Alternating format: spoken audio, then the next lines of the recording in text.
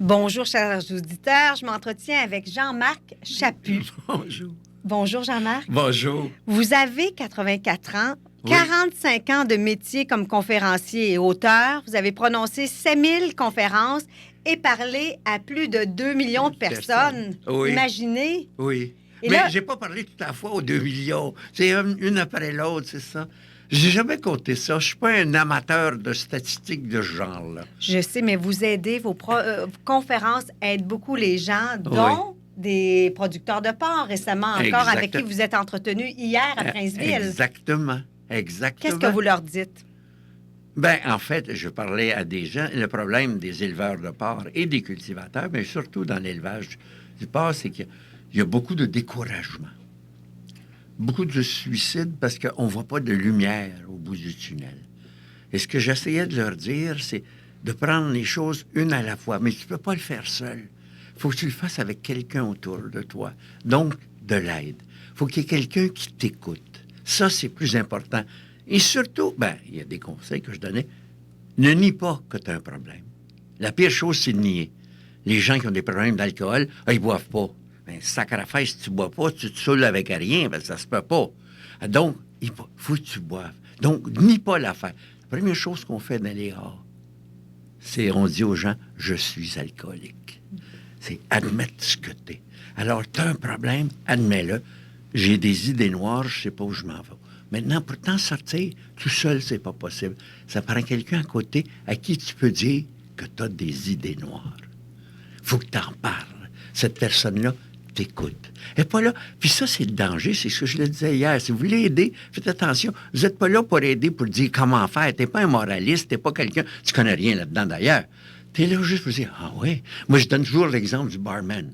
Il rince des verres, il dit, ouais, gros de même. C'est pas possible. Ben, il dit rien pour ça. La preuve, c'est que les gens le voient tous les soirs, puis ils ne savent même pas son nom. Exactement. Puis c'est l'écoute qui est importante. C'est l'écoute. Alors, quand quelqu'un est dans un problème, que ce soit dans n'importe quoi, d'ailleurs, pas seulement dans ce cas-là, c'est l'écoute. Et c'est difficile d'écouter. Je vous en parle parce que Jean-Marc a de la misère à écouter. C'est difficile. Vous avez un problème d'écoute, Jean-Marc? Oui. Parce que je suis un verbomoteur. Un verbomoteur, ça le dit, ça parle. Alors, le problème, c'est de couper les gens, de ne pas écouter assez. Et avec le Internet et J'admire Facebook. à l'heure actuelle une petite émission qui passe à la télévision, qui est au secours de Béatrice, je pense. Et ce que j'aime dedans, puis je prendrai chaque phrase, c'est la phrase du psychiatre, qui est Arcan, le frère là, qui fait ça. C'est le frère de Denis, mais en tout cas, c'est les silences. Ah oui. Et qu'est-ce que ça vous fait? C'est-tu beau comme sacrifice, c'est d'aller chercher la personne extraordinairement. Ça, je l'écoute tous les soirs avec attention. Je dis, regarde comment il a dit, qu'est-ce qu'il a dit. C'est ça que le reste de l'histoire, ça m'intéresse pas, parce que c'est l'histoire assez courante de tous les couples et toutes les difficultés qu'on a dans la vie, mais qui est capable d'aller chercher. Et c'est tellement beau dans le sens que lui-même a des problèmes. Oui. Avec sa fille. Mais quand c'est sa fille, qu'on parle de sa fille, il ne sait plus quoi dire. Est-ce que c'est la même chose avec Jean-Marc Chaput, l'homme qui motive, qui parle à des millions de personnes et dans sa propre vie, est-ce que Jean-Marc Chaput a de la misère à se motiver, à concrétiser ses projets? J'ai eu une chance inouïe. Il y a 65 ans quasiment. J'ai rencontré une personne. Elle avait 18 ans, puis moi j'avais 20 ans. Puis je lui ai demandé de m'attendre. C'est votre femme Colette. Non, pas Colette, Céline. Céline. Et Céline, depuis ce temps-là, est à côté de moi. Et si j'avais pas Céline, je ne sais pas si je serais ce que je suis. Parce qu'elle sait comprendre, elle sait comment le faire. Remarque, elle me dit, tu m'aides aussi, on s'aide l'un l'autre. Mais la capacité, la complicité qu'on peut avoir, je disais, ça prend quelqu'un à côté. Ça se fait pas la vie seule. On bâtit pas des entreprises seules. On fait pas une ferme seule. Jadis, quand on voulait faire des pénitences dans l'Église catholique, Charles de Foucault l'a fait, on allait au désert, puis on devenait un ermite. On vivait seul, sans personne. Mais c'est ça qui est difficile. Tu as besoin de quelqu'un à qui dire, sais-tu quoi? Et je dis souvent aux gens qui prennent des pensions, fais attention parce que le problème que tu vas avoir, c'est que tu vas revenir le soir du McDonald's pour dire, tu as rencontré des amis, puis tu n'as rien à dire à ta femme. Tu vas pas dire, Sais-tu ce qui est arrivé aujourd'hui? Il n'est rien arrivé. Il ne se passe rien dans les vies. Et c'est ça qu'il faut retrouver. Et votre femme, Céline, est votre confidente. Exactement. C'est elle qui gère même tout votre agenda. Ben, t'as vu, évidemment, c'est ça. Pourquoi? Parce que ça a commencé tranquillement, mais j'y ai remis de plus en plus parce que des détails qui m'embourbent, puis j'ai pas le sens du détail. Je disais les mots, le nombre, les chiffres, ça. C'est pas que j'aime pas les chiffres, mais j'aime avoir les grands portraits des affaires. Mais que je me trompe de 12 ou de 14, c'est pas grave. C'est l'esprit de l'affaire qui m'intéresse. Et ça, Céline fait les détails. Puis, M. Chaput, avec elle, vous avez trouvé le bonheur? Oui, j'ai trouvé le bonheur. J'ai trouvé quelque chose d'extraordinaire. J'ai peur du mot bonheur. Parce que les gens s'imaginent que c'est un état qui va durer. C'est la sérénité qui est importante. Je dis souvent dans mes conférences, la vie, c'est des hauts puis des bas. Tu grimpes puis tu redescends. Tu grimpes puis tu redescends. Ce qui est important à travers les hauts et les bas, c'est de garder une certaine sérénité, d'être capable de voir les choses en face, d'être capable de se confier, d'être capable de se coucher à côté de quelqu'un et de dire, sais-tu ce qui est arrivé? Être capable juste de se coucher ensemble dans le même lit. Ça fait 63 ans qu'on couche dans le même lit, maman puis moi. Et ça, pour moi, c'est absolument nécessaire dans ma vie. Et ça, les gens ont de la difficulté à admettre ça. Mais c'est ça, vivre. Le bonheur, on a eu des difficultés. J'ai eu 5 enfants, j'ai eu 22 petits-enfants, puis j'attends le 6e arrière.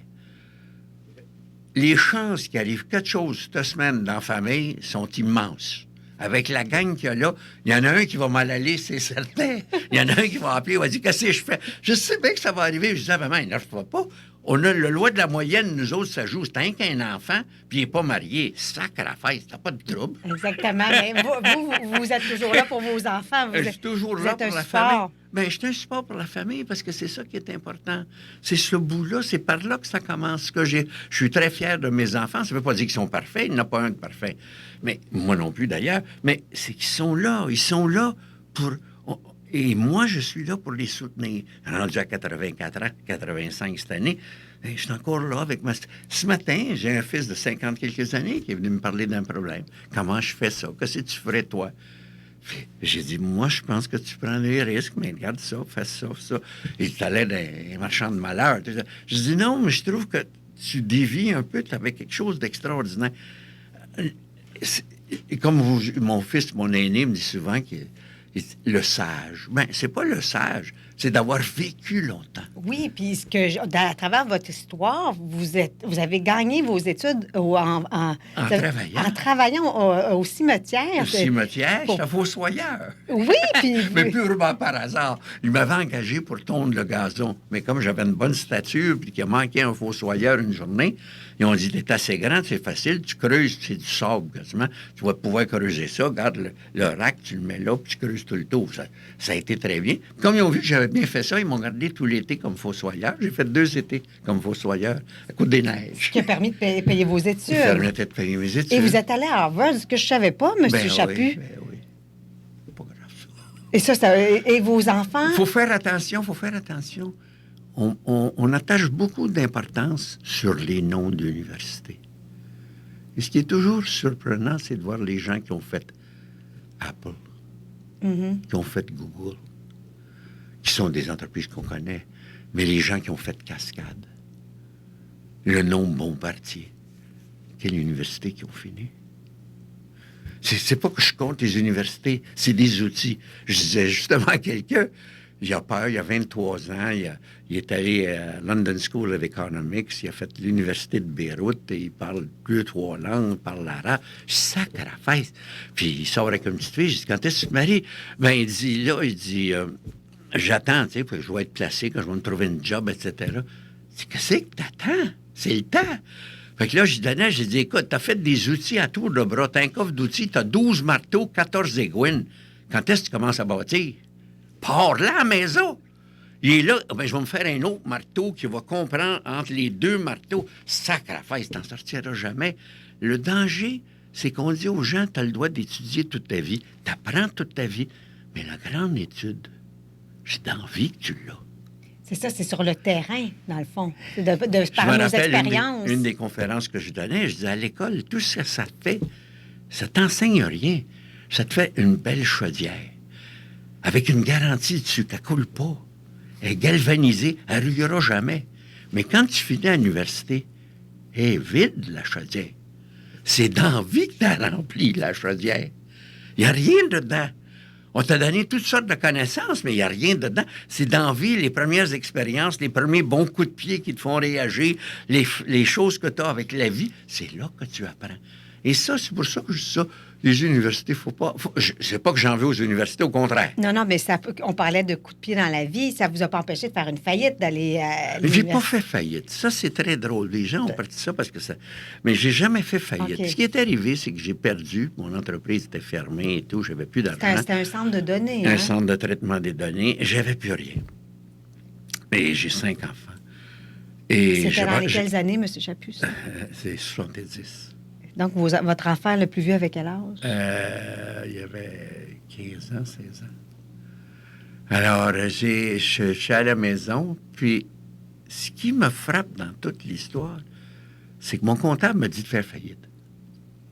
Mais dans ma tête, je ne peux pas faire faillite parce que je dois de l'argent à des gens qui m'ont prêté de bonne foi. Alors, c'est bien beau, je dis, excuse-moi, je tire la plug, je suis capable. Toi, tu perds. Ben voyons donc. Qu'est-ce que c'était le deal? Tu me prêtais de l'argent, moi, je faisais quelque chose, puis je te remboursais. Je ne l'ai plus, l'argent. Si tu veux m'attendre, je vais en gagner. Et c'est comme ça que je l'ai fait. Donc, j'ai jamais fait faillite. Mais je me rappelle d'avoir dit, c'est ma femme qui l'a dit d'ailleurs, qu'elle a dit au bel téléphone, 5 piastres par mois. Oui, mais vous ne finirez jamais. Ben, elle dit, attendez-nous au moins 3-4 mois. Laissez-nous la chance. Si vous coupez le téléphone, on est fini.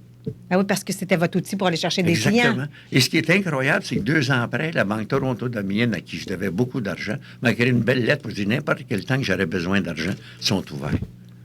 Donc, la même. Ce que vous dites aux gens qui nous écoutent, qui ont des problèmes d'argent, qu'est-ce que le message que vous leur donnez? L'important, ne fuis pas. Ne fuis pas. Parce que quand tu fuis, quand tu fuis, tu mets derrière toi des choses, puis tu ne les regardes pas. Tu fais du déni. Le déni, c'est la fuite. Ne fuis pas. Dis au gars, à ceux qui tu dois, regarde, ça va mal. Comment je fais ça? J'ai un peu d'argent, puis je vais recommencer à travailler. J'ai 2 jobs. Je travaille au McDonald's la fin de semaine en plus. Alors, je vais essayer de vous rembourser 3 piastres par semaine, 10 piastres par semaine. Il n'y a personne qui va te dire non. Personne. C'est ça le drame. Le drame, c'est qu'on fuit. On s'imaginait que si tu le vois plus, tu n'as plus de problème. Voyons non, il est là, le problème.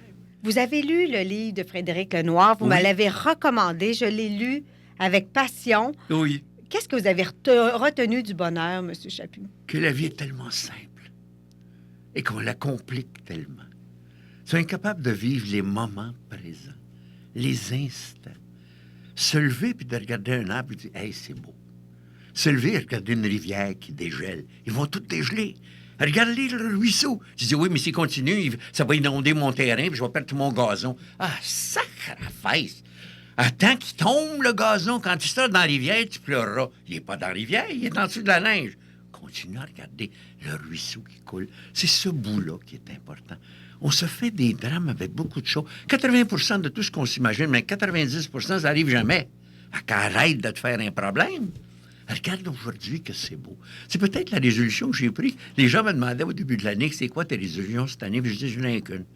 Trouver la vie belle tous les matins, tous les jours, tous les soirs. La trouver belle. Le dire. Je suis allé en vacances avec ma fille, puis son mari. On était tous les 4, puis à tout bout de champ, je disais, on est-tu bien? La vie est-tu belle? Hein, c'est incroyable d'avoir une vie de même. Qui c'est qui aurait dit... Quand je suis venu, quand j'étais jeune, puis j'étudiais, jamais j'aurais pensé avoir une vie aussi simple, aussi agréable qu'à l'heure actuelle. Ça ne veut pas dire qu'il n'y a pas d'inquiétude. Ça ne veut pas dire qu'il n'y a pas eu des drames. Ça ne veut pas dire que je n'ai pas perdu une de mes petites filles qui m'a blessé profondément et qui me blesse encore. Vous avez perdu une petite fille? À 17 ans et demi d'un cancer. Fulgurant, en 6 mois. Du mois d'août au mois d'avril. Vers le mois d'août, puis elle est morte en avril, début avril. Elle avait 17 ans et demi quand elle est morte. Et... Très intelligente. Elle est morte d'un cancer extrêmement virulent. Et ça a été un choc énorme. C'était pas juste. Comment vous avez fait, M. Chaput, vous qui êtes un motivateur, comment vous avez fait le motivateur en vous pour vous remettre de cette épreuve-là? C'est drôle que vous disiez ça. Je pense que je l'ai apporté, la petite lettre. J'ai écrit le soir qu'elle mourrait dans sa chambre. Dans sa chambre. Elle était mourante sur le lit avec la pompe qui se faisait aller autour le bras. Et j'ai écrit un petit texte. Allez-y, on va vous Sur écouter avec mes plaisir. genoux. Sur mes genoux. Je vous lirai Un pas, extrait, regardez. peut-être, un petit C'est extrait. toute la page. La vie est un magnifique cadeau que l'on n'a certes pas gagné. Et je me demande souvent si on l'a vraiment mérité. Car c'est le jour où elle semble nous quitter qu'on l'on voit toute la beauté d'une vie. Il faut réaliser qu'il ne reste que le présent, qu'aujourd'hui, et que c'est là la façon de mériter la vie. Vivre pleinement aujourd'hui. Et pour cela, prendre le temps. Prendre son temps. Car la vie passe, s'écoule, et on ne sait quand elle s'arrêtera. Je la regarde ce matin fuir dans une course folle. Rose, ma petite fille, haletante, voudrait bien la poursuivre. Impossible. Monsieur Chaput, c'est tellement beau. Hein? C'est Impossible. tellement beau. Ça a été écrit. Elle était mourante dans le lit à côté. Sacremence. Elle a passé au travers. Ah, j'ai eu des coups durs. Ça a été une période très difficile. Vous avez eu de l'aide, vous avez eu de... De l'aide de ma femme. Tous les deux, on s'était appuyés un sur l'autre. On a regardé en avant. D'ailleurs, le petit texte, je cite à la fin du petit texte, le texte de Luc Picard dans l'audition. Je ne sais pas si vous avez vu ce film-là, l'audition. Dans l'audition de Luc Picard est assassiné, mais avant, il a fait une petite vidéo.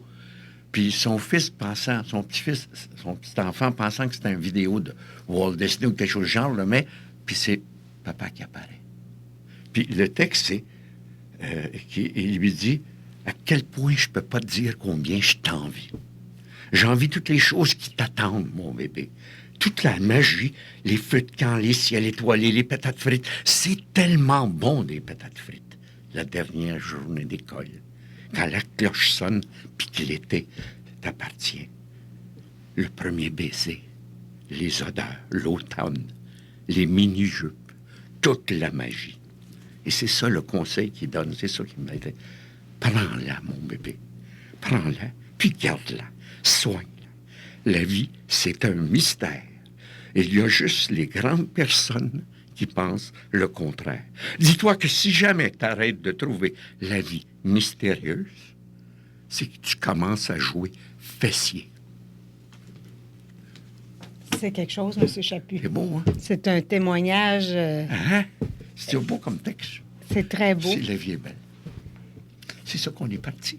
On disait que la vie est belle. C'est exactement Puis ça rejoint le bonheur. Puis moi, j'avais une Le question que je me posais sur... on parle de la mort avec le bonheur. Vous-même, à 84 ans, est-ce que vous avez peur de mourir, M. Chaput? Est-ce que vous y Non, pensez? j'ai pas peur de mourir pantoute. Ce que j'ai peur, c'est de me retrouver tout seul. C'est que vous avez peur que votre femme quitte avant vous. Il y a un petit livre qui a été écrit par Gilles Archambault, l'écrivain. L'écrivain. C'est pas grave. On a le droit des de pleurer. Kleenex. On a le droit de pleurer à Ah oui, notre âge. on a une boîte de Kleenex. Une voix de Kleenex, bon. Il a écrit un petit livre, et le titre du livre, c'est « Qui de nous deux? » Ah, Qui de nous deux? Et j'ai lu ce petit livre-là, il y a 3 ans, à peu près 2-3 ans, quand il venait de publier, et ça m'a pris au cœur. Et depuis ce temps-là, c'est une question que je me pose. Qui de nous deux? Pour le moment, on vit. Aujourd'hui, demain, on fait des voyages, on prend des vacances, puis je travaille. La fun de vivre, c'est ça. Monsieur Chaput, on parlait de comment les gens ont des coups durs, des manques d'argent, des changements imprévus. Vous venez d'en nommer un. Oui. Comment on fait? Comment vous avez fait pour vous motiver? Ben, C'est un imprévu. Là. On n'avait Oui. pas prévu votre petite fille Rose Non, décède. Certains qui nous écoutent n'ont pas prévu qu'ils Non, se pas retrouvent à prévu. 50 ans, plus d'emploi. Des pertes d'emploi. Il y a toutes sortes de choses qui arrivent dans la vie. Mais ça, c'est hier, c'est fini. Je ne pouvais pas donner la vie à Rose. C'est injuste. Moi, j'ai 76 ans. C'est moi, en face du cercueil, qui devrait être dedans, pas elle. Donc, c'est injuste. Mais une fois ça dit, qu'est-ce que tu fais demain? Et là vient le mot demain. Ce qui arrive, c'est que quand on vieillit, quand on a une âme de vieux, c'est qu'on a tendance à vivre de beaucoup de souvenirs.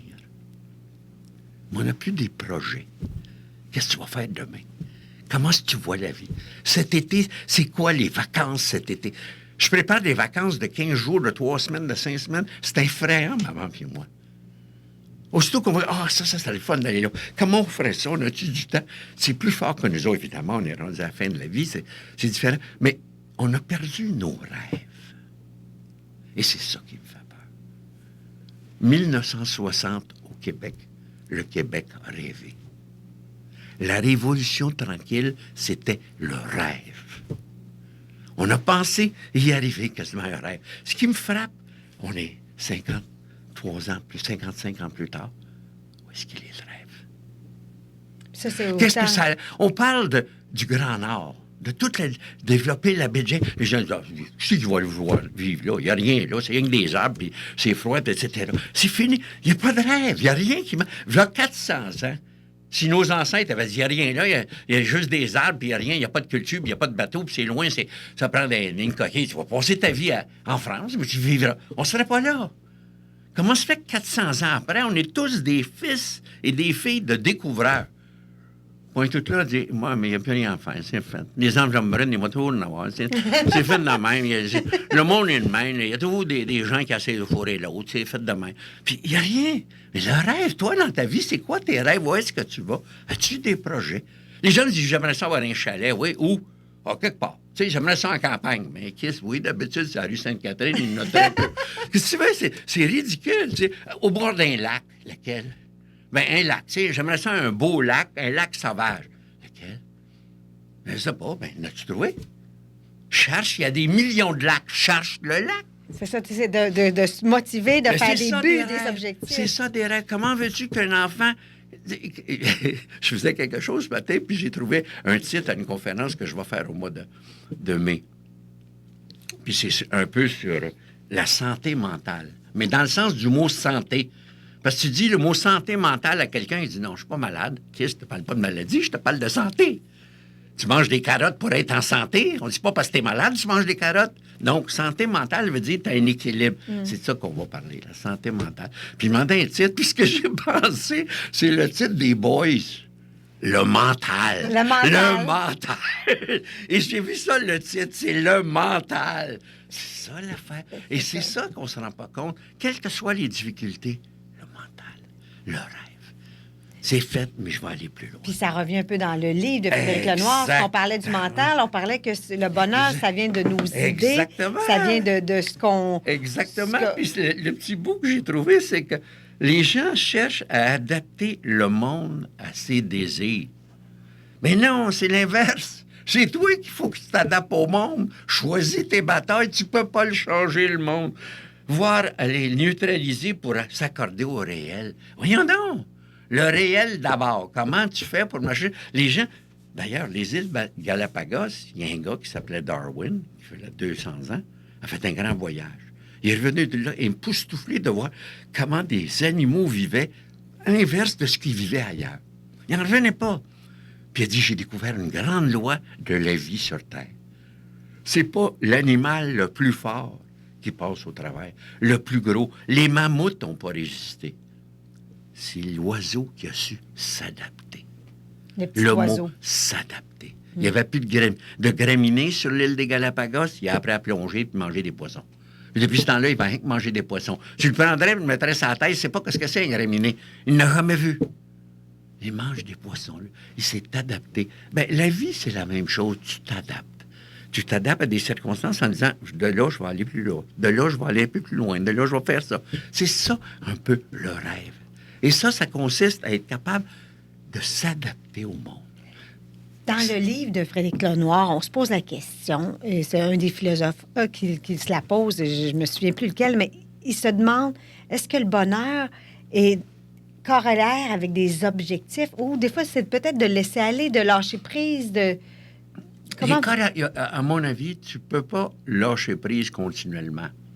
Il faut que tu aies un objectif dans la vie. Le premier objectif d'un vivant, c'est inné en lui. C'est de la vie. La vivre. Quand tu commences à avoir faim, puis tu n'as pas mangé depuis une semaine, sacrifice que tu as un objectif dans la vie. Tu cherches quelque chose à manger. Quand tu as soif, tu n'as rien à boire, tu cherches quelque chose à boire. Donc, il y a un appétit de ça. Donc, il y a un appétit de vivre. Et cet appétit-là, il ne faut pas dire, mais c'est lâcher prise. Ça tombe pas du ciel. Tu sais, j'avais déjà dit ça au collège. Le bon prêtre nous disait, la partie de l'Évangile, regarde les petits oiseaux du ciel, ils ne cherchent pas à se nourrir. Puis j'avais dit, du fond de la salle, ils mangent de la marde aussi. Ça va pas être bon. Je poursuis l'émission avec Jean-Marc Chaput. On parle entre autres du livre de Frédéric Lenoir, Du bonheur, un voyage philosophique, publié chez Fayard. Et dans ce livre-là, M. Chaput, je vous cite Épithète, que moi, je connaissais pas. Là, je vous avoue, je lis pas Aristote tous les soirs avant de me coucher, puis comme la plupart de nos auditeurs qui nous écoutent. Épithète dit « N'attends pas que les événements arrivent comme tu le souhaites. Décide de vouloir ce qui t'arrive et tu seras heureux. » Exact. C'est la responsabilité, dans le fond. Épithète avait compris une affaire. Commence avec qu'est-ce que tu as. Ce qui t'arrive, c'est le point de départ. Alors, tu regardes qu'est-ce qui vient d'arriver, qu'est-ce que je peux apprendre de ce que je viens de subir comme échec. Qu'est-ce que je dois faire? Comment je dois le faire? Il y a des gens qui tombent 14 000 fois dans la même erreur. J'avais un gars avec qui j'avais travaillé, il était extraordinaire, il était à la tête d'un grand magasin, pour ne pas le nommer, c'était NG Valiquette à Montréal. Et il disait toujours à ses contremaîtres, ses chefs de département, quand un de tes employés fait une erreur, passe par-dessus. Pourquoi? Mais quand il fait 2 fois la même erreur, passe dessus. Et c'est exactement ça. Autrement dit, tu as le droit de faire une erreur. Le pire, c'est qu'il ne fallait pas 2 fois. Exactement. Faisant un autre, mais au moins, il ne fallait pas 2 fois la même. Tu n'as pas appris de la première. Chaque expérience, chaque échec est une leçon. Êtes-vous d'accord avec moi que les jeunes enfants, c'est difficile pour eux quand ils font une erreur? Ou c'est pas moi qui l'ai fait? Ou même dans notre société, êtes-vous d'accord avec moi que les gens ont tendance à pas se responsabiliser? Bien, évidemment. D'ailleurs, je cite souvent ce qui est arrivé il y a 2 ans quand le Canadien perdait à tour de bras, puis il avait perdu 7 des 8 dernières parties. Une affaire terrible. Puis tout le monde disait, il faut qu'il change quelque chose à la direction. La direction a réuni les journalistes, puis elle a dit, on a pris une grande décision, on a changé quelque chose. On a remercié Perry Pern. Qui? Perry Pern. Ben, tous les journalistes ont écouté, ouais, c'est une bonne affaire. Quand la direction est partie, ils sont tous retournés, mais ils disent, c'était qui, c'était Perry Pern? Il faisait quoi chez les Canadiens? C'était l'entraîneur adjoint pour les équipes spéciales dans l'équipe. Personne ne le connaissait. Alors, c'était la faute à Perry Pern si les Canadiens devaient perdre cette partie. J'ai fait laminer ça, puis je l'ai donné à mes enfants pour qu'ils s'en servent. Quand les enfants disent pas de ma faute, je dis non, c'est la faute à Perry Pern. C'est Perry Pern qui vient de le faire. C'est ça que je veux dire. Tu peux donner n'importe quelle raison, tu peux toujours en trouver des extérieurs. C'est la journée où tu es capable de dire, d'abord, c'est moi qui bois. J'arrête le déni. C'est moi qui s'est trompé. Tu arrêtes le déni. C'est le point de départ. Et il y en a des milliers de succès qui sont partis de ce fait-là, de voir la réalité en face. Tu sais, quand même que je voudrais jouer du violon, puis je m'astinerais, ce serait pas bon. Je l'ai pas des doigts, j'ai pas ça. J'ai pas cette technique-là de jouer du violon. Mais faire un repas, c'est pareil, j'ai pas ça. Je goûte mal, je goûte pas. Moi, je mange, puis c'est fini. C'est pas ça. J'ai un petit-fils qui a vécu chez moi, sacrifice. Goûtes-tu le bois à l'intérieur du vin? Goûte rien. C'est un verre de vin, ça goûte du vin. Je suis pas capable de trouver ça. Je dis pas, les gens qui ont ce talent-là, exploite ça. Tu as quelque chose au départ. Va-t'en dans cette ligne-là. Essaye pas de faire autre chose. Si t'es pas capable de rentrer un clou, va pas en menuiserie, sacrifice. Tu cloues toute la journée. C'est ça que je veux dire. Et c'est ça, être responsable. Responsable veut dire être capable de donner ta réponse à la vie. Tu as une réponse. Avec vos enfants, oui. M. Chaput, vous avez montré la bicyclette aussi. C'est une façon de... C'est pas avec mes enfants, c'est moi qui l'ai appris. C'est mon père. C'est une histoire de mon père. Moi, j'ai été élevé dans Rosemont, puis il y avait des côtes qui descendaient vers les usines Angus. Puis une journée, mon père, j'avais une bicyclette à Noël, puis je m'en étais pas servi. Puis là, c'est le printemps, puis je savais pas la bicyclette. Il dit, on va l'essayer aujourd'hui, ta bicyclette. Fait qu'il il m'a monté sa bicyclette en haut de la côte, puis il a dit, regarde, j'en ai, je vais tenir le siège, moi, je vais courir derrière toi. va tranquillement, pédale, puis les freins, c'est par en arrière. Évidemment, mon père, quand j'ai pogné moindrement de la vitesse dans la côte, il était plus capable de courir, il a lâché le siège. Puis moi, je s'en allais tout seul, puis j'allais pas mal droit, sauf qu'il y avait une clôture au bout. Moi, j'étais encore arrêté, je l'entrais dans la clôture. Moi, j'ai tout écoché les genoux. Je suis remonté en pleurant. On remonte en haut, mon père m'a consolé, c'est pas grave, notre rien, une petite égraphie, on va mettre du mercure, on corrompt, puis tout. Puis j'ai dit, bon, qu'est-ce que je fais? Rembarque. Mais j'ai dit, je vais encore tomber. Non, je vais tenir le siège. C'est la même affaire. Mais là, j'ai appris, quand tu arrives à la clôture, tu vas par en arrière, ça freine. Troisième tour, je faisais tout seul. J'avais besoin de mon père. J'avais appris. Sauf qu'aujourd'hui, les parents sont beaucoup trop... Peut-être, ils couvrent peut-être trop, à votre avis? Oui, il y a un équilibre à faire. Je suis d'accord qu'il ne faut pas laisser une liberté énorme. C'est vrai que tu peux te brûler. Mais la façon de montrer à un enfant qu'il y a un rond de poil, c'est fou. T'as beau y dire, c'est quand il y a 2 doigts dessus, puis ça fait des petites cloches, tabarcelac. Il ne met plus ses doigts là. Il a appris quelque chose. C'est l'expérience. Il ne faut pas enlever la chance à nos enfants de prendre de l'expérience. Et malheureusement, on leur enlève la chance. À l'école, on ne leur laisse pas la chance de prendre une... Viens, papa va le faire. Viens, maman va le faire. Hey, quand est-ce que je vais le faire tout seul? Quand est-ce que je vais pouvoir le défaire tout seul? Quand est-ce que je vais pouvoir le bâtir tout seul? C'est ça qu'on veut à un moment donné comme enfant. Puis ça veut pas dire qu'on va réussir, mais tu vas être à côté. L'annonce de Wanisa, la compagnie d'assurance, les 2 mains ouvertes, soutenir, c'est ça, élever un enfant. Parce que tu sais pas où il va aller. Il n'y a pas tes talents, il n'y a pas ton tempérament. Son ADN est tout à fait différent. Il s'en va, lui, dans sa vie, sa bulle, sa fonction de voix. C'est juste ce que tu peux faire, c'est d'en faire le maximum, 100% de ce qu'il était appelé à être. C'est ça, élever un enfant. Monsieur Chaput, on parle de responsabilité, mais souvent les gens, vous remarquerez, ont tendance à abandonner, à lâcher peut-être trop rapidement, alors que peut-être que ça fait toute une différence entre un échec et un succès. Exactement.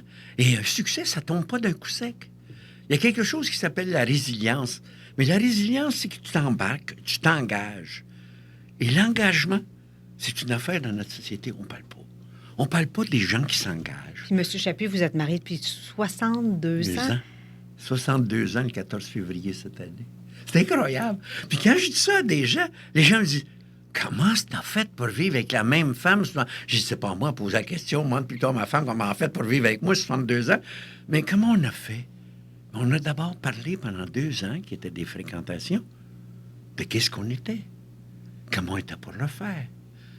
On savait qu'on n'était pas pareil. On ne vient pas des mêmes milieux. On voyait des différences. Comment on va faire pour être capable de concilier ça et ça avec ça et ça?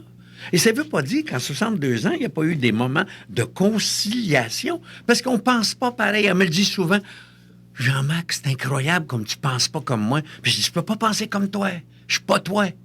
Toi, tu as été élevé dans un milieu, moi, j'ai été élevé dans un autre milieu. Moi, j'ai eu une mère qui était anglaise, de langue anglaise, qui parlait anglais. Puis j'ai eu un père qui était québécois, qui parlait français. Je suis toute mêlée dans ma tête. D'ailleurs, elle se moque de moi souvent. Elle a fait sortir une blague.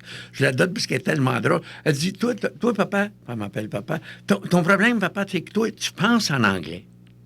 Puis tu parles en français.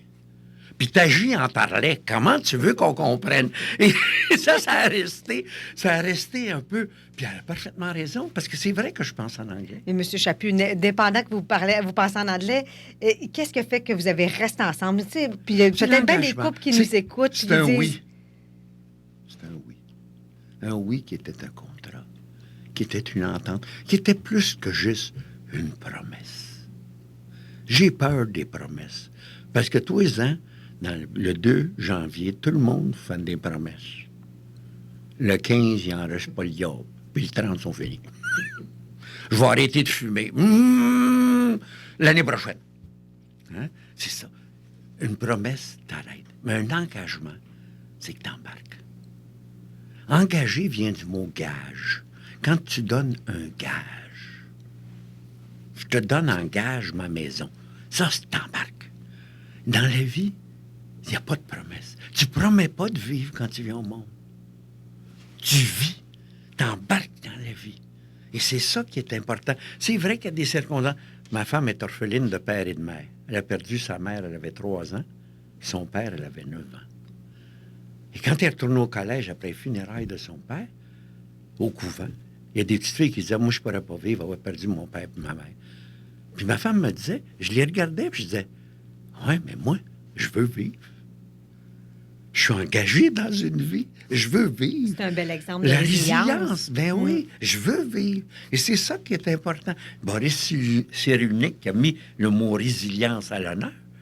S'il y a quelqu'un qui a passé à travers, à 5 ans et demi, 6 ans, la Gestapo l'a emmené dans un show. La résilience de vouloir vivre.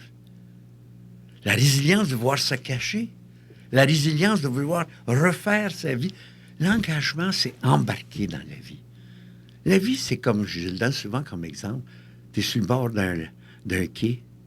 Tu peux pas passer ta vie avec un pied sur le quai, puis l'autre pied dans le bateau. Si tu veux aller quelque part en bateau, faut que tu mettes les 2 pieds dans le bateau. Puis si tu veux pas aller quelque part dans le bateau, mets tes 2 pieds sur le quai. Parce que sans ça, tu vas être écartillé, puis tu vas prendre l'eau par le milieu, c'est effrayant. C'est pas moyen. Donc, l'important, c'est de mettre tes 2 pieds à la même place. Or, les gens ne mettent pas les 2 pieds dans leur vie.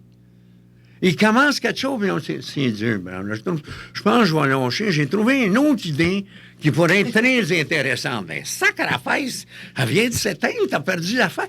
T'as-tu embarqué? Le faisais-tu pour vrai? Ça ne veut pas dire qu'avec ça, il n'y a pas le déni d'essayer, puis de voir que t'es trop vite. Tu pars une entreprise, puis tu t'aperçois tout à coup que l'entreprise que tu as perdue, que tu as partie, est en avant de son cycle. Les gens ne comprennent pas ce que tu essaies de faire. Tu essaies de convaincre des gens de quelque chose, ils ne sont pas rendus là. Donc là, ça ne vaut pas la peine de continuer. Mais si tu engages au début d'un cycle, puis tu dis, je vais embarquer là-dedans, puis tu le fais, c'est incroyable ce que tu peux réussir. Cet engagement-là, c'est ça une bague. Les gens disent, ben moi on n'est pas mariés, mais nous autres, on vit ensemble, ça va bien. Je dis, pourquoi tu ne dis pas? Pourquoi tu n'apportes pas? Tu dirais à l'univers, c'est ça que j'ai. C'est ça que ça veut dire. Je le montre au monde. Un alcoolique, il apprend une affaire. Tu es dans un party, il y a tous des verres de vin tout le tour. Tu prends ton verre, tu le tournes à l'envers. Puis personne ne te pose des questions. Tu vas même te rendre compte qu'il y a des gens qui vont retourner le sien, le leur. Tu te dis, moi, je suis engagé. Je ne prends plus un coup. Hein? Pierre Pellado me contait ça. 25 ans de sobriété. C'était sa plus belle victoire. Il s'était embarqué. C'est ça qu'il avait fait. Quel exemple! C'est une affaire. Arrêtez de boire, je comprends que ça peut être très. Mais c'est pas. Mais il avait décidé que c'était fini. Alors, les gens décident, puis une semaine après, ils sont dans d'autres choses. Ils travaillent pour une compagnie, puis là, moi, j'ai un autre offre. Ben, sacre à fesse. Tu vas en avoir toute ta vie des offres. C'est ça, il n'y a plus de fidélité à l'entreprise. Puis parlez-en dans les chefs d'entreprise, il n'y a plus de fidélité. Plus de fidélité dans la vie. Plus de fidélité vis-à-vis des enfants. Oui, mais mes enfants, ça fait rien. On s'entend bien, ma femme puis moi, mon ex-femme. On est des chums. Sacre à fête, tu demanderas à l'enfant quand elle a 17 ans. Tu lui demanderas comment est-ce qu'il a vu ça, comment est-ce qu'il a vécu, lui, à 12 ans, 13 ans, cette séparation-là. On oublie ces bouts-là. Hey, t'as dit oui un jour. Qu'est-ce que c'est? Il y a une chose qu'on a décidé quand on s'est mariés, le 14 février 1953, maman puis moi. C'était pour la vie. Ensuite, à travers la vie. Mais c'est pour la vie. Pour les auditeurs qui veulent en savoir plus long sur Jean-Marc Chaput, mon invité, il a écrit un livre qui s'appelle « Une vie d'amour et d'épreuves ». Dans ce livre-là, on voit qu'il y a un chapitre complet décrit sur votre père, à peine 3 paragraphes sur votre mère. Pourquoi? Pourquoi? C'est la grosse question. Remarquez que celui qui me l'a fait remarquer, c'est lui qui m'a aidé à écrire le livre, à le mettre ensemble. Mais je savais déjà la réponse. C'est que ma mère était extrêmement dure. Ma mère était écossaise. Elle était très dure. Elle était de langue anglaise. Elle avait été élevée par un père alcoolique très dur qui était arrivé au pays à l'âge de 3 ans. Donc, la vie avait été très dure en famille. 6, 7 enfants, 7, je pense. Et ça avait été très, très prenant. Et donc, elle avait appris à la dure que si tu veux quelque chose, grue-toi. J'étais tout petit, j'avais 2-3 ans. Puis en anglais, elle me disait « Remember, Johnny, there's no free lunch. » Rappelle-toi, Johnny, il n'y a pas de repas gratuit. Et ça m'a marqué. Tout le long de mon enfance, c'était ça.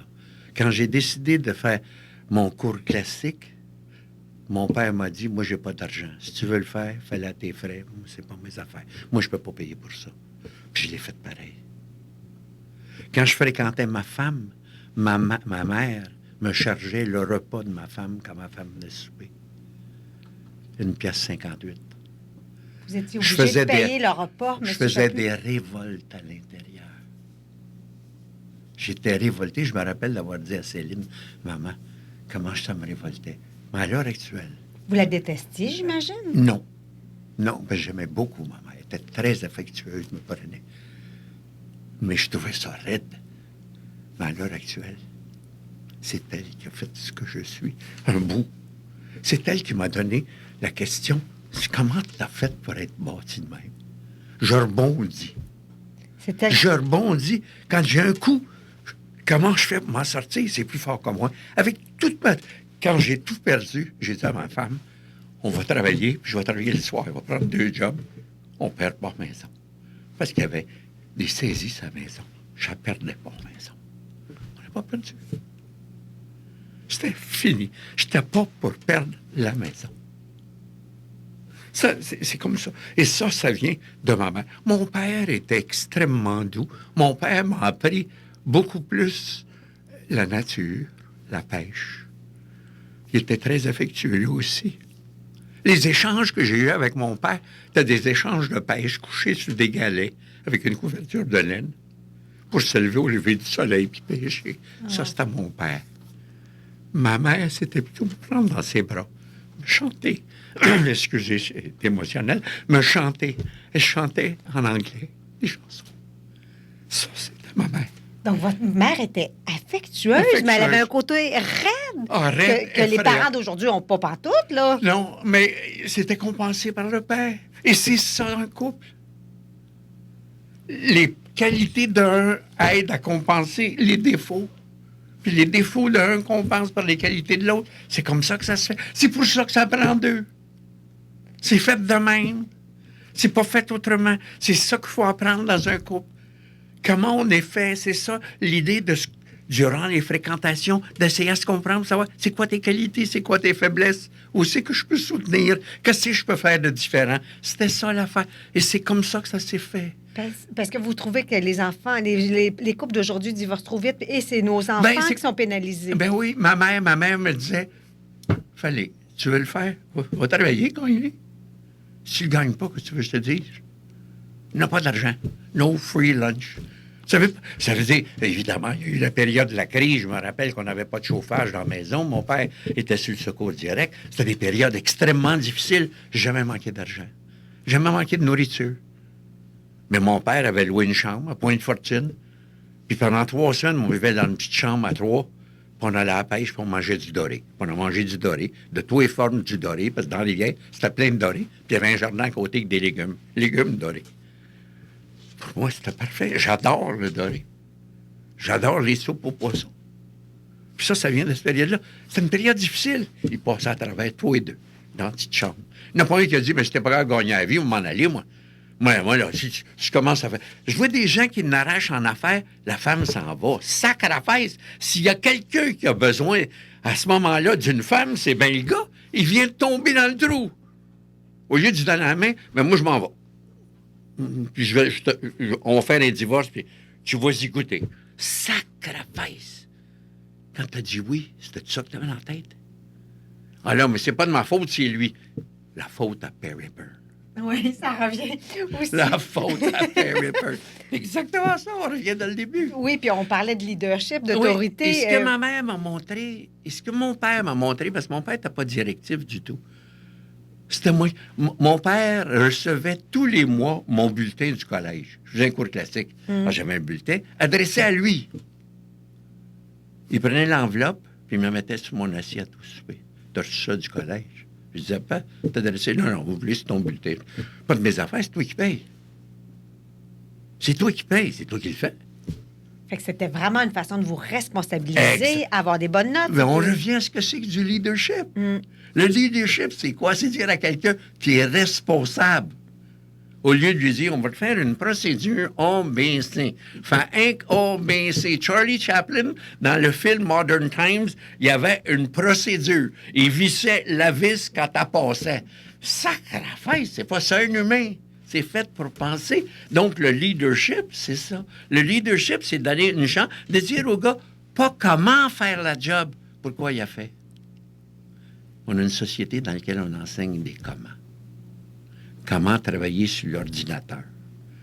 Pourquoi ça fait ça? Bien, ça, moi, je ne pose pas de questions. Là, dans l'ordinateur, c'est programmé, c'est comment. Tu passes ta vie à savoir comment faire les affaires, puis tu sais pas pourquoi. Apprendre le pourquoi. Puis je donne comme exemple, très souvent, si tu veux absolument que les gens arrêtent de jouer au bowling, tu as juste à mettre un drap en face des quilles. Puis dis aux gens, garoche des boules. Oui, mais je ne verrai pas s'ils tombent. Je te le dirai s'ils tombent. C'est fini. Puis pourtant, dans une job, c'est exactement ce qu'on dit. On ne donne pas les résultats. On ne dit pas combien on vend. On ne dit pas si on fait un profit. T'imagines-tu chez Savourama, 2 ans? Savoura, oui. Les tomates. Ils ont perdu 3 millions chaque année depuis 2 ans. Ils ont dit aux employés, « Hey, on se serre la ceinture, ça va mal, comment on peut faire? On fait-tu des meilleures tomates? On fait-tu quelque chose ensemble? On en arrête. » Non. Pour vous dire ça aux employés, ils vont tous sacrer leur camp. Bon, pour leur dire qu'ils sont bons, ils vont tous demander une augmentation. Fait qu'on les dit, c'est ça ton job. Tu passes la charrette, toi, matin, puis tu mets de l'insecticide, c'est blanc. Ça revient d'être franc et honnête avec soi-même, ce que vous avez un peu dit. C'est comme ça que j'ai été élevé. J'ai été élevé par des parents qui disaient, j'étais enfant unique jusqu'à 11 ans, c'était vie, il fallait. Puis à 11 ans, je suis rentré au collège. Ma sœur est venue au monde à ce moment-là. Et à partir du collège, pendant 6 ans, j'étais au collège 7 jours semaine. Et je travaillais au collège pour gagner les études après, à partir de la 2e année, en syntaxe. Alors, je travaillais au collège l'été, puis je gagnais toutes mes études, puis mes repas, puis toutes mes affaires. J'étais parfait, puis je travaillais des petits jobs tranquillement dans la construction. Ça allait parfait. Puis vos enfants, M. Chaput, est-ce que vous avez... Comment vous avez... Vos 5 enfants, vous avez fait la même chose? Si vous savez comment ça coûte cher. Mais là, vous gagnez beaucoup de sous quand même comme conférencier ou quand vous remplissez le Centre des arts. Là, vous n'avez pas fait pitié par après, là? Non, j'en fais pas pitié à l'heure actuelle. Ben non. Au contraire, je suis béni des dieux dans ce sens-là. Mais j'en ai perdu beaucoup. Vous avez parlé des difficultés financières que j'ai eues. J'ai perdu. Je n'avais pas. J'ai recommencé à rien. J'ai recommencé avec une 2e hypothèque sur la maison pour ne pas la perdre à 21 dans ces années-là. L'intérêt. Mon gros succès à toi et moi, c'était de réussir à payer l'intérêt. Il n'y avait pas de capital de remise, c'était de payer l'intérêt. C'est ça que je faisais. J'avais 5 enfants à nourrir. Du lait en poudre, puis maman disait aux enfants, mettez pas trop de poudre, comme ça, la boîte de lait en poudre dure plus longtemps. On faisait attention. On comptait les scènes. Mais ils ont pris une affaire, c'est comme ça que tu fais. Et la leçon de vie pour eux autres, c'était, on s'en sort. Ils l'ont encore, cette leçon-là. Il ne faut pas dire qu'ils n'ont pas arraché. Il y en a qui l'ont arraché. Il y a toutes sortes de choses. C'est pas moi, je ne fais pas la vie de mes enfants. Mais le leadership, c'est d'apprendre à vivre. C'est pas d'apprendre à vivre comme ton père et ta mère voudraient que tu vives. C'est apprendre à vivre ta vie. Évidemment, quand tu es tout petit, tu dis pas, je joue pas avec des couteaux et des affaires. Puis malgré tout, c'est incroyable comment un enfant apprend à être prudent, etc. Mais il faut que tu lui laisses la chance de faire ses pas. Hein? Il n'y a rien de pire que d'apprendre à marcher à un enfant, de toujours le tenir. Tu le lâches à un moment donné, là, il part. Il va tomber, c'est certain qu'il va tomber. C'est comme ça que tu apprends.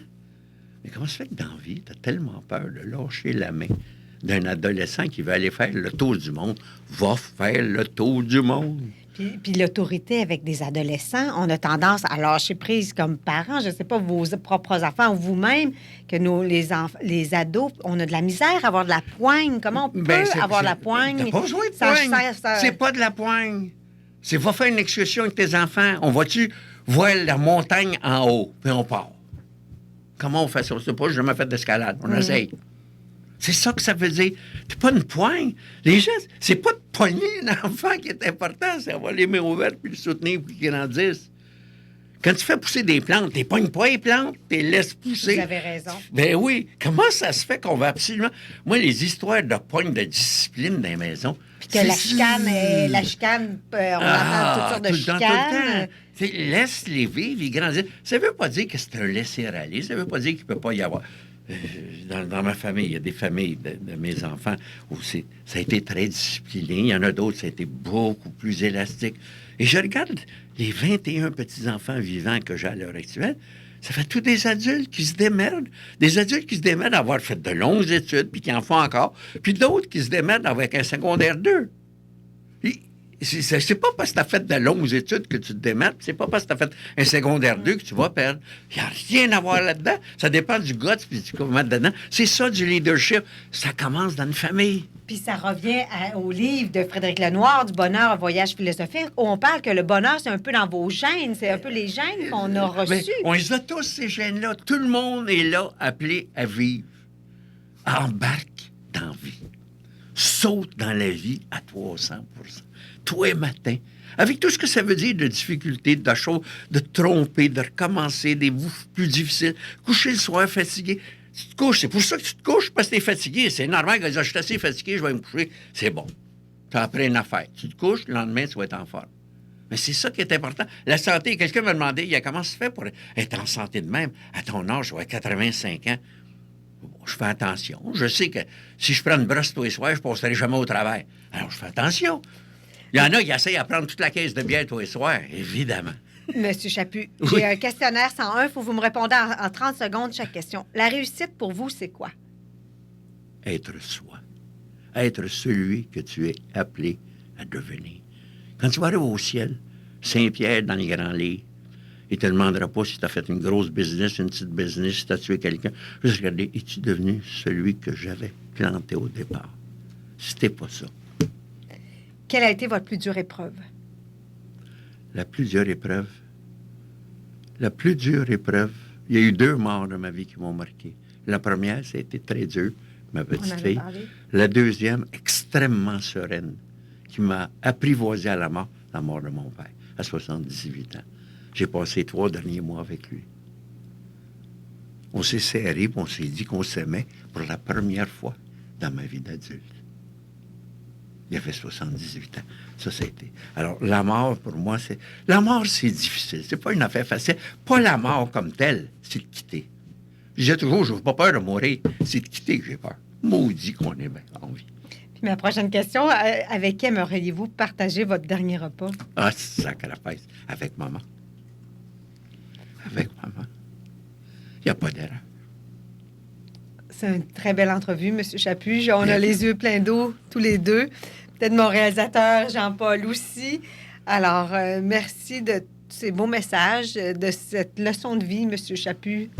Merci d'avoir été avec nous. Ça a été le fun. C'était plus que le fun, c'était un bonheur pour moi. Parfait. Oui, j'espère pour nos auditeurs à l'écoute. Très bien. Merci.